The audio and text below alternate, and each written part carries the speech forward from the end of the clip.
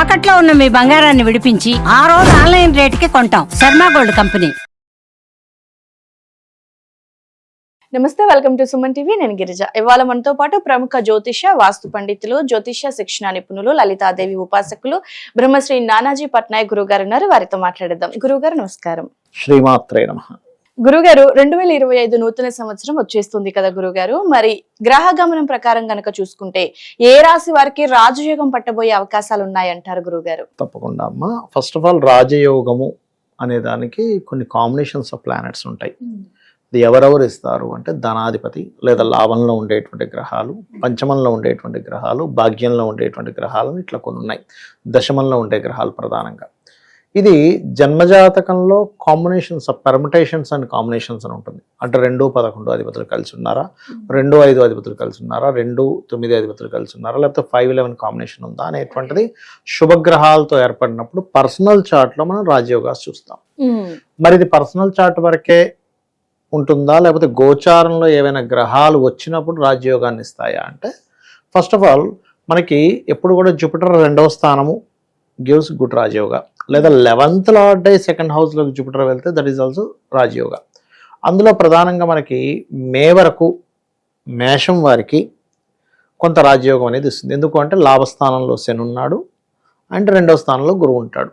లాభస్థానంలో శని మార్చి వరకు ఉన్నాడు, 2వ స్థానంలో గురువు మే వరకు ఉన్నాడు. సో మే వరకు వీళ్ళకి రాజయోగం. దాని తర్వాత వృషభం వారికి పడుతుంది మే తర్వాత నుంచి. ఎందుకంటే మార్చి నుంచి లాభంలోకి వెళ్తాడు శని, అండ్ జూపిటర్ అనేటువంటి 2nd హౌస్లోకి వెళ్తాడు లాభాధిపతి.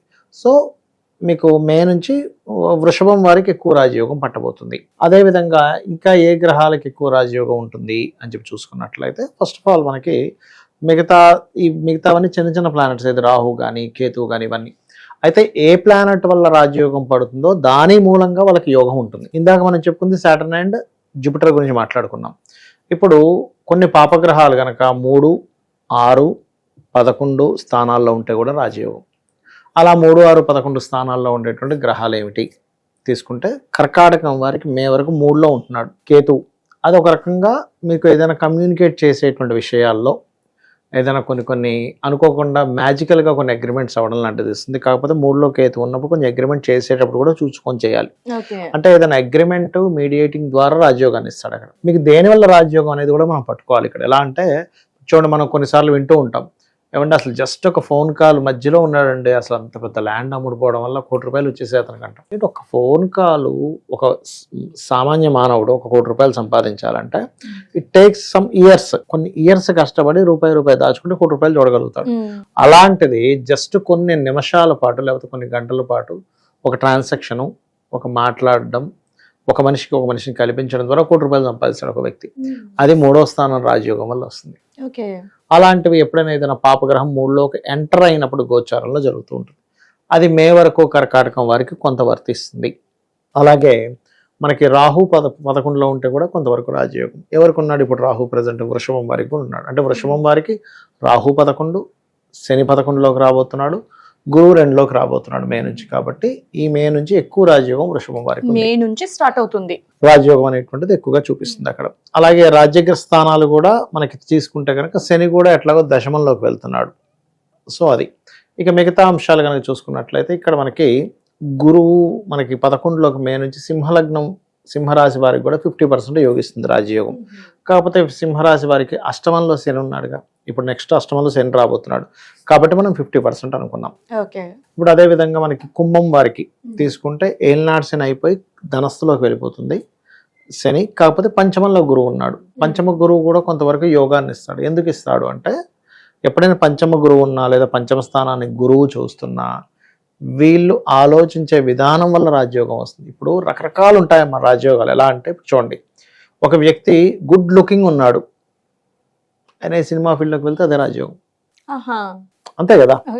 ఇప్పుడు ఒక వ్యక్తి బాగా ఫుడ్ వండగలడు, అంటే మంచి టేస్టీ ఫుడ్ ఆయనకి బాగా చేయగలడు, లేదా బాగా మాట్లాడగలడు, ఆయన వాక్కు ద్వారా రాజయోగం వస్తుంది. కమ్యూనికేట్ బాగా చేయగలడు, అది కూడా 3rd హౌస్ రాజయోగం. లేదంటే ఒక వ్యక్తి చాలా బాగా డిజైనింగ్స్ వేస్తాడు, మంచి కళలు ఉన్నాయి, కళ వల్ల రాజయోగం. అంటే ఇక్కడ ఏంటంటే మీలో ఏ టాలెంట్ ఉందో అది ఏ గ్రహానికి సంబంధించిందో అది పర్సనల్ చార్ట్లో రాజయోగం. అయితే ఇక్కడ మనం చూసుకునేది ఏంటి, ఈ కుంభం వారికి మీరు చేసే నిర్ణయాలు ఈజ్ మీకు రాజయోగాన్ని ఇస్తాయి. కుంభం వారికి కాకపోతే ఏలినాడు శని సెకండ్ హౌస్లో ఉంది కాబట్టి కొంచెం ఫైనాన్షియల్ మ్యాటర్స్లో చూసుకోవాలి. అట్లా ఒక్కొక్క గ్రహము ఒక్కొక్క రాజయోగాన్ని ఇస్తుంది. మకరం వారికి కూడా 3వ స్థానంలో ప్రజెంట్ రాహు తిరుగుతున్నాడు. అది కూడా ఒక రకమైన రాజయోగం. ఎలాంటిది? 3లో ఉన్నప్పుడు ఏంటి, ఫారిన్ కంట్రీస్లో ఉండేటువంటి వారిని మీకు పరిచయాలు పెంచుకోవడం వల్ల రాజయోగం వస్తుంది. కొన్నిసార్లు చూడండి, మనం కలవని వాళ్ళని కలవడం వల్ల ఇబ్బందే వస్తుంది. కలిస్తే బాగుంటుంది అనే వాళ్ళని పర్ఫెక్ట్గా వాళ్ళతో పరిచయాలు పెంచుకోవడం వల్ల మీకు మంచి గ్రోత్ ఉంటుంది. అట్లా ఆ రకంగా బెనిఫిట్స్ కనుక చూసుకుంటే మకరం వారికి ఫారిన్ కంట్రీస్లో ఉండే వాళ్ళతో, లేకపోతే ఇక్కడ నుంచి కొన్ని ఇంటర్వ్యూస్ అటెండ్ అయ్యేటప్పుడు ఫారిన్ కంట్రీస్లో ఉండే కంపెనీస్కి అటెండ్ అయ్యేటప్పుడు రాజయోగం కలుగుతుంది మకరం వారికి. ఇట్స్ డిపెండ్ ఆన్ ఒక్కొక్క దీన్ని బట్టి. ఇప్పుడు వృశ్చికం వారికి ఉందనుకోండి, వృశ్చికం వారికి సప్తమంలో గురువు ఉన్నాడు, అదొక రాజయోగం. ఎలాంటిది? వివాహం సంబంధించిన విషయాల్లో రాజయోగం. లాభంలో కేతు ఉన్నాడు, ఎనీ సాఫ్ట్వేర్ రిలేటెడ్ బిజినెస్ల ద్వారా వృశ్చికానికి రాజయోగం. ఇలా ఈ రాశుల వారికి రాజయోగం ఈ రూపంలో వస్తుంది. అయితే మీ పర్సనల్ చార్ట్లో రాజయోగాన్ని ఇచ్చే ప్లానెట్ ఏది అనేది ఫస్ట్ పట్టుకోవాలి. మీకు ఏ దశ నడుస్తుంది, రాజయోగాన్ని ఇచ్చే ప్లానెట్ ఏది, అది మీకు ఫుల్గా ఇస్తుందా, లేకపోతే కొంతవరకు రాజయోగాన్ని వదిలేస్తుందా, లేదా ఒక్కోసారి ఆ రాజయోగం బ్లాక్ అయిందా అనేది మీ పర్సనల్ చార్ట్లో చూసుకోవాలి. అంటే పర్సనల్ గా చూసుకున్నప్పుడు మనకు రాజయోగం దేనిలో ఉంది అని తెలిసినప్పుడు ఆ వేలో వెళ్ళే ఛాన్సెస్ ఉంటాయంటారా? వెళ్తేనే వస్తుంది. ఇప్పుడు సింపుల్ ఎగ్జాంపుల్ అమ్మా, మీరు కార్లో వెళ్తున్నారు, ఎక్కడికో వెళ్ళాలి, రూట్ మీకు అర్థం కాలేదు, తెలుసుకున్నారు ఎవరు చూడైనా, ఇటు వెళ్తే వస్తుందండి అంటే మీరు అప్పటిదాకా ఆపోజిట్ డైరెక్షన్లో వెళ్తున్నారు, వెంటనే కార్ తిప్పుకొని వెళ్తారు కదా. ఎందుకు? డెస్టినీ ఇటు ఉంది, మీరు ఇటు ఎంతకాలం వెళ్ళినా ఈ డెస్టినీకి వెళ్ళలేరు మీరు. కాబట్టి ఖచ్చితంగా మీకు ఫలానా దాంట్లో రాజయోగం ఉందని తెలిసిన తర్వాత మీ యొక్క డైరెక్షన్ మార్చుకోగలిగితే 100% రాజయోగం కలుగుతుంది. అయితే మీకు రాజయోగం కలగడానికి కూడా లలితా సహస్రనామాల్లో ఒక నామం ఉంది. ఏమిటది అంటే ఓం ఇంద్రగోప పరిక్షిప్త స్మరతోనా భజంగికాయై నమః. ఇది వ్యాపారానికి కూడా చక్కగా యోగిస్తుంది, సక్సెస్ రావడానికి కూడా యోగిస్తుంది. ఓకే, సో రాజయోగం కలగాలన్న సమస్యల నుంచి అంటే వ్యాపార అభివృద్ధికి శ్లోకాన్ని చదువుకుంటే సరిపోతుంది, అద్భుతంగా ఉంటుంది. ఓకే గురుగారు, సో ఓవరాల్ గా 2025 లో వృషభ రాశి వారికి అయితే చాలా బాగుంది అని అంటున్నారు. వృషభం ఒకటి, కొన్ని నేను చెప్పాను కదా ఇందాక, ఆ రాశుల వారికి బాగుంది. ఇప్పుడు మేషం వారికి మీకు సెకండ్ హౌస్ లో గురువు ఉన్నాడు, మే వరకు ఇది కూడా కొంతవరకు రాజయోగం అట్లా ఉందాం. ఓకే, కానీ అది కూడా మే తర్వాతే మొదలవుతుందని. ఎగ్జాక్ట్లీ, అంటే మారాలి. గ్రహం ఎప్పుడైతే 11th lord is in second, ఒక యోగం, బట్ 8th లార్డ్ కూడా అవుతున్నాడు అక్కడ. సో అన్ఎక్స్పెక్టెడ్ గా ఇచ్చే థింగ్స్ ఇట్లా కొన్ని ఉంటాయి.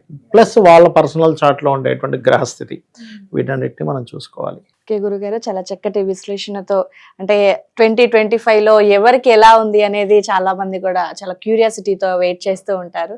సో అందులో భాగంగా వృషభం వారికి అయితే చాలా బాగుంటుంది అని తెలియజేశారు గురుగారు. ధన్యవాదాలు. శ్రీమాత్రే నమః.